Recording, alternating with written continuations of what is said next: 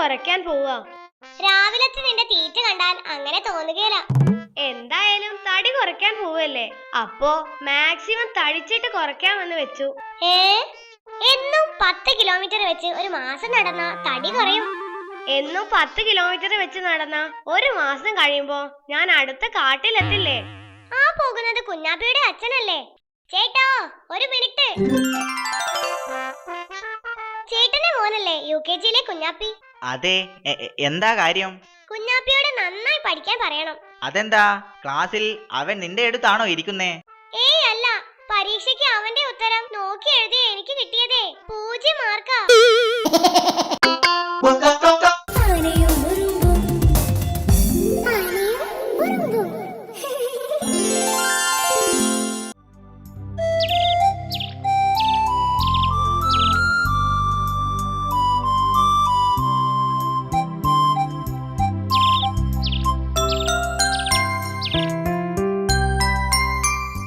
ഇന്ന് നമ്മുടെ school cricket ടീമിന്റെ സെലക്ഷനാ, പോയാലോ? ക്രിക്കറ്റ് കളി കാണാത്ത ഞാൻ എന്തിനാ വരുന്നേ? കളിയൊക്കെ ഞാൻ പഠിപ്പിക്കാം, നീ വാ.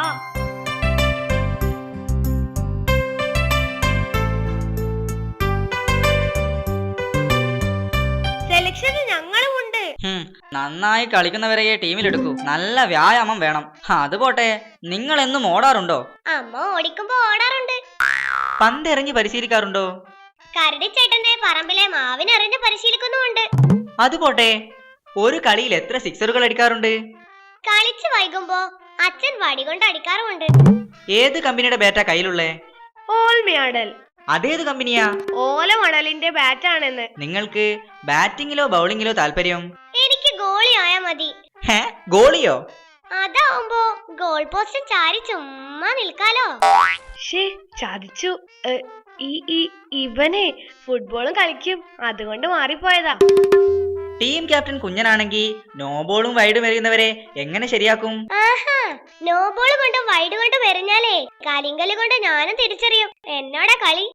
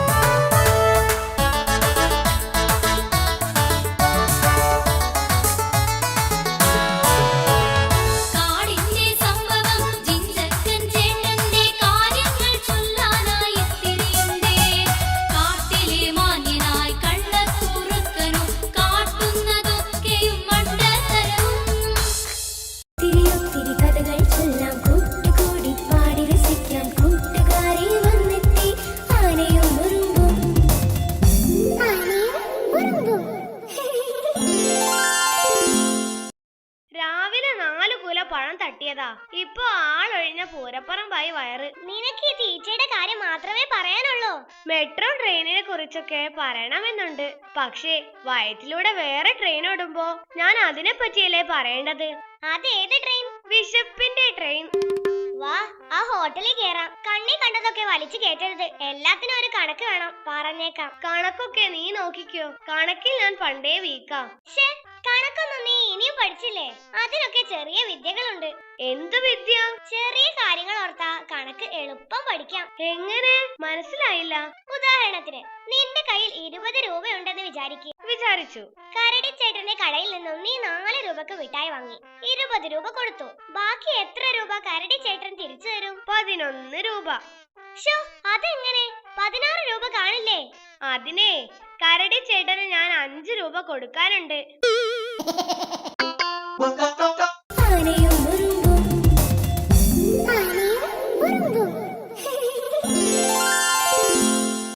ഇന്ന് നമുക്ക് കുറച്ച് പുതിയ കണക്കുകൾ പഠിക്കാം.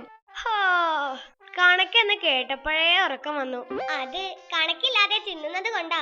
ആര് പറഞ്ഞു കണക്കില്ലെന്ന്? രാവിലെ കഴിച്ചത് 8 കുലപ്പഴം, 6 കരിമ്പ്, 4 ചെമ്പ് ചായ, 3 ചക്ക. തീറ്റ കണക്കെങ്കിലും അറിയാമല്ലോ. ഭാഗ്യം. ഞാനൊരു ചോദ്യം ചോദിക്കാം. 10 മാങ്ങ 12 പേർക്ക് എങ്ങനെ കൃത്യമായി വീതിച്ചു കൊടുക്കും? കുഞ്ഞൻ പറയൂ. അത്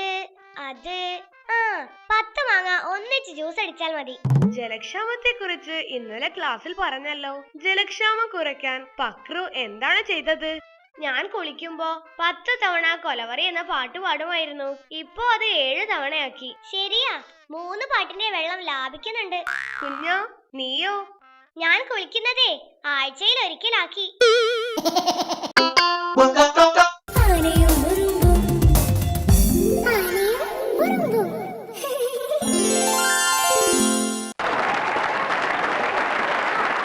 മാജിക് പൊളിഞ്ഞാലേ വന്നവരെ എല്ലാവരും സൂപ്പ് വെക്കും. സ്റ്റേജിലേക്ക് ആരെയും കേറ്റരുത്. പ്രത്യേകിച്ച് അപരിചിതരെ സൂക്ഷിക്കണം. അപരിചിതരെ സൂക്ഷിക്കാൻ ഈ സഞ്ചി മതിയോ?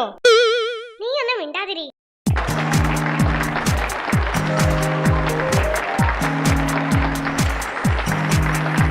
ആദ്യത്തെ മാജിക് ഒരു മൃഗത്തെ അപ്രത്യക്ഷമാക്കലാണ്.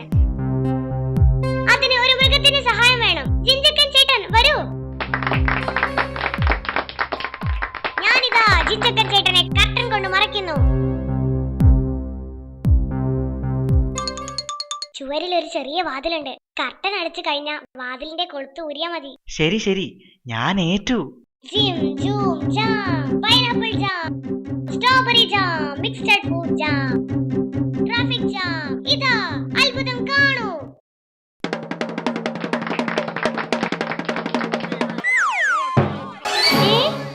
ചേട്ടൻ വാതിൽ തുറന്നില്ലേ? വാതിൽ തുറക്കാനോ? എന്നോട് കൊളുത്തൂരാനല്ലേ പറഞ്ഞേ? ദാ കൊളുത്ത്. പക്രു, നിന്റെ ശരീരം നീ തന്നെ നോക്കിക്കോ.